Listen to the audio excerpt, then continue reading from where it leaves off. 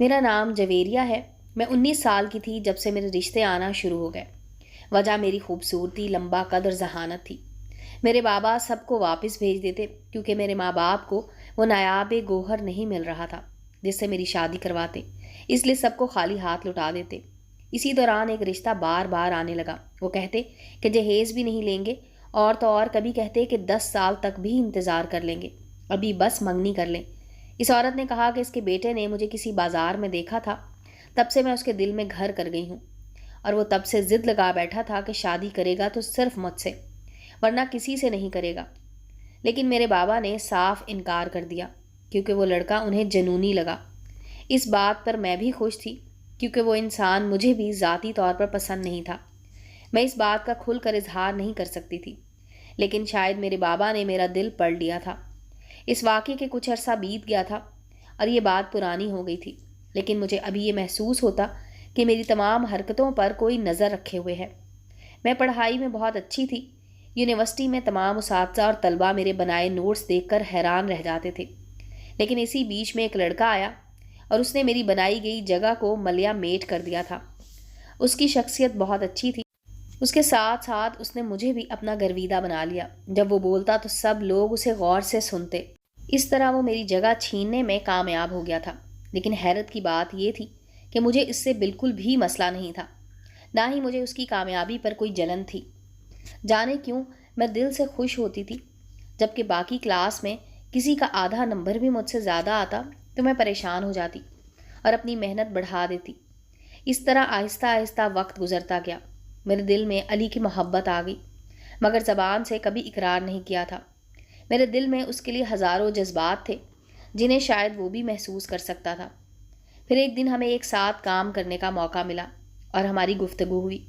پھر یہ سلسلہ چل نکلا اور ہم ایک دوسرے کے قریب آتے گئے۔ جو محبت پہلے میرے دل میں تھی اب علی کے دل میں بھی تھی۔ بابا نے میری شادی کا عندیہ سنا دیا اور رشتے دیکھنے لگے۔ اس سے پہلے کہ وہ کسی سے بات کرتے، میں ان کے پاس گئی اور اپنی پسندیدگی کا اظہار کیا۔ پہلے تو وہ خاموش رہے، پھر مسکرا کر میری پسند سے ملنے کی بات کی۔ علی ان سے پہلی بار ملنے کے لیے آیا تھا۔ بابا اس کے پس منظر اور گہری چھاپ والی شخصیت سے بہت متاثر ہوئے تھے اور اسے اپنے والدین کو لانے کا کہا۔ یہاں پر ہم دونوں کو ہماری منزل نظر آ رہی تھی، لیکن ہم جو سوچ رہے تھے اس کے الٹ ہوا۔ علی کی امی اپنی بہن کو ہاں کر چکی تھی اور اب وہ پیچھے ہٹنے کو تیار نہیں تھی۔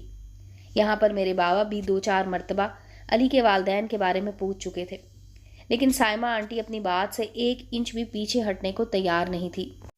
تاہم علی کے بابا نے بھی انہیں بہت سمجھایا، جیسے تیسے کر کے اس نے اپنی ماں کو راضی کر لیا۔ پھر وہ ہمارے گھر رشتہ لے آئے۔ آنٹی کا رویہ تھوڑا عجیب سا تھا، لیکن پھر بھی وہ خوش تھی۔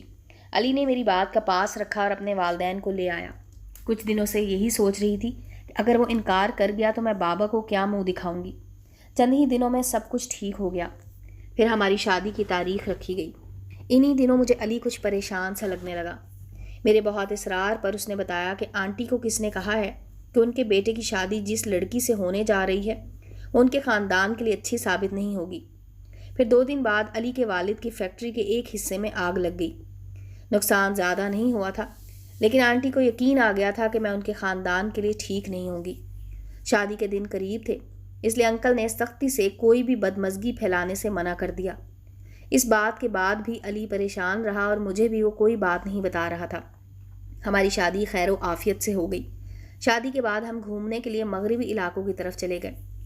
1 ہفتے بعد جب واپس آئے تو ہم دونوں کے چہروں پر خوشی واضح دکھائی دے رہی تھی۔ اس کے بعد میں اچانک بیمار پڑ گئی کہ خود اٹھ کر بیٹھ بھی نہیں پا رہی تھی۔ اپنی بیماری کے دنوں میں نے 2-3 دن یہ محسوس کیا کہ آدھی رات کو جب بھی میری آنکھ کھلتی ہے تو علی اپنے کمرے سے باہر رہتا ہے۔ جب وہ آتا تو اس کی حالت بہت خراب ہوتی تھی، جیسے اسے ساری رات کسی نے مارا ہو۔ جس طرح ایک دم سے میں بیمار پڑ گئی تھی ویسے ہی ٹھیک ہونے لگی۔ مجھے علی کے شب و روز کے اوقات میں پریشانی اور عجیب سا لگنے لگا تھا۔ ایک دن میں نے اس کے سامنے سونے کا ڈرامہ کیا۔ علی بستر سے اٹھا، میرے سونے کا اطمینان کیا اور پھر باہر چل دیا۔ میں بھی دبے پاؤں اس کے پیچھے پیچھے چلنے لگی۔ میں نے دیکھا کہ وہ کچن میں گیا۔ مجھے لگا کہ شاید وہ کچھ کھانے آیا ہے، لیکن پھر خیال آیا اگر کچھ کھانے آتا ہے تو ساری رات کمرے سے غائب کیوں رہتا ہے۔ میں یہ دیکھ کر حیرت زدہ ہو گئی کہ اس نے کالی مرچیں لی اور چھڑی لے کر چھت پر چلا گیا۔ میں فوراً دیوار کی اوٹ میں چھپ گئی اور پھر چھت کی طرف چل دی۔ میں علی کے پیچھے جانا چاہتی تھی، لیکن میرا پاؤں کسی چیز سے اٹکا اور ناخن ٹوٹ گیا۔ درد کی شدت لیے میں کمرے میں واپس چلی گئی، لیکن میرے ذہن میں شک بیٹھ چکا تھا کہ آخر علی ایسی پراسرار حرکتیں کیوں کر رہے ہیں۔ میں اس سوال کا جواب ڈھونڈنا چاہتی تھی، لیکن اس کے بعد 2-3 واقعات ایسے ہوئے جس کی وجہ سے میں کچھ بھی نہیں پوچھ سکی۔ ہمارے گھر میں شارٹ سرکٹ ہوا اور پھر علی کی نانی انتقال کر گئیں۔ اس واقعے کے بعد آنٹی مجھے ایسے دیکھتی جیسے یہ سب میری وجہ سے ہی ہو رہا ہے اور میں ان کے گھر کے لیے ٹھیک نہیں ہوں۔ میرے آتے ہی مصیبتوں نے گھر کر لیا تھا۔ ان کی ایسی باتوں سے مجھے بہت برا لگتا تھا، لیکن علی نے مجھے بہت حوصلہ دیا۔ ایک رات اچانک میری 4 بجے کے قریب آنکھ کھلی تو علی بستر پر نہیں تھے۔ میں کمرے سے باہر گئی تو مجھے محسوس ہوا کہ علی چھت پر ہے۔ میں بھی چھت پر چلی گئی۔ میری حیرت کی کوئی انتہا نہ رہی جب علی مجھے چھت پر بے ہوش نظر آئے۔ میں نے جلدی سے گرم کپڑا ان کے اوپر ڈالا اور پھر سہارا دیتی انہیں کمرے میں لے آئی، لیکن میں نے چھت پر ایک گول دائرہ دیکھا تھا جس میں کالی مرچیں تھیں اور ساتھ ہی چھڑی پڑی تھی۔ یوں سلسلہ یہی چلتا رہا۔ وہ چھت پر جاتے اور وہاں بے ہوش پڑے ملتے۔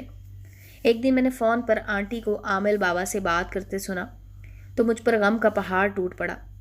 عامل بابا کہہ رہے تھے اپنے بیٹے کی طلاق کروا دو، تب یہ مسئلہ حل ہو جائے گا، ورنہ ایسے ہی ان کا خاندان آزمائشوں کی زد میں رہے گا۔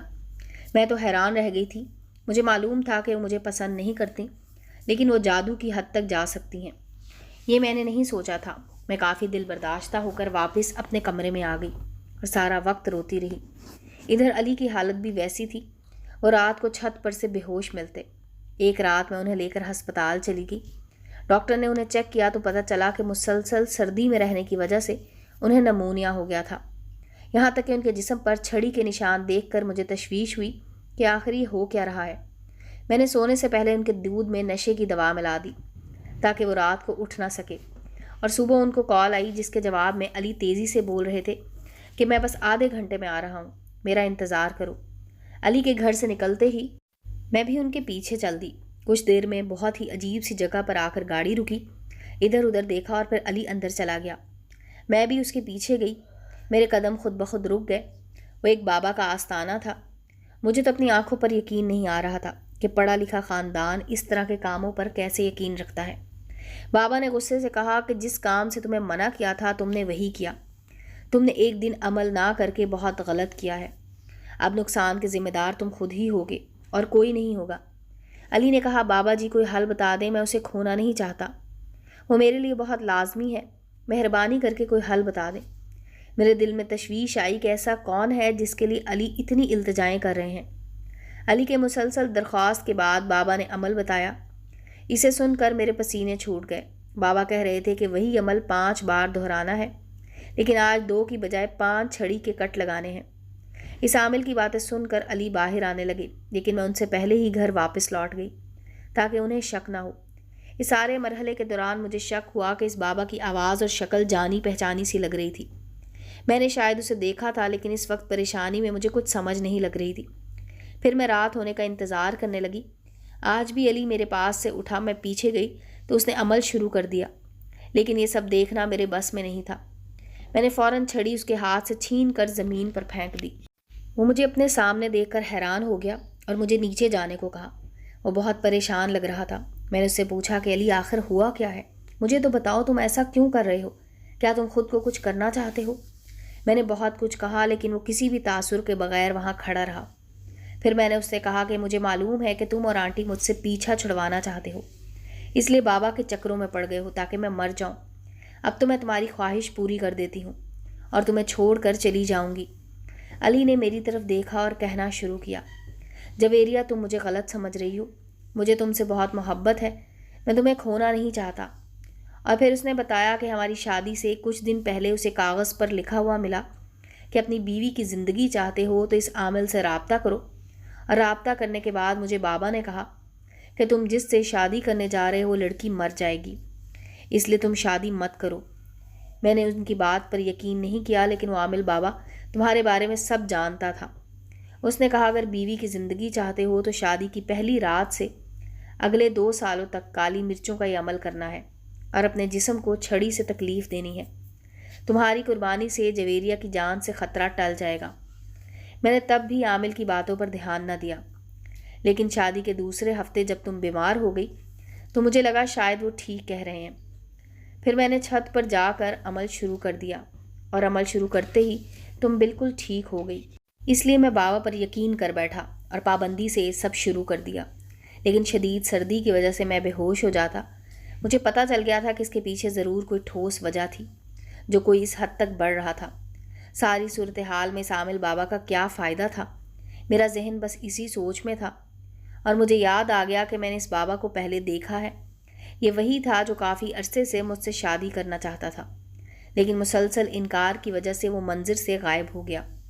لیکن اس نے مجھ پر نظر رکھنا نہیں چھوڑا تھا، اور جیسے ہی اسے پتہ چلا کہ میں شادی کرنے جا رہی ہوں تو اس نے اپنے طریقے سے بہت کوشش کی۔ کبھی آنٹی کو ڈرایا تو کبھی علی کو، اور جب اسے پتہ چلا کہ شادی ہو کر رہے گی تو اس نے یہ طریقہ استعمال کہ مسلسل تکلیف برداشت کر کے علی مر جائے گا، بعد میں وہ مجھ سے شادی کر لے گا۔ یہ سب جاننے کے بعد علی کا چہرہ غصے سے سرخ ہو گیا اور اس کا خون کھول رہا تھا۔ وہ تو اسے جان سے مارنے جا رہا تھا، لیکن میں نے اسے روکا اور پولیس کو فون کرنے کا کہا۔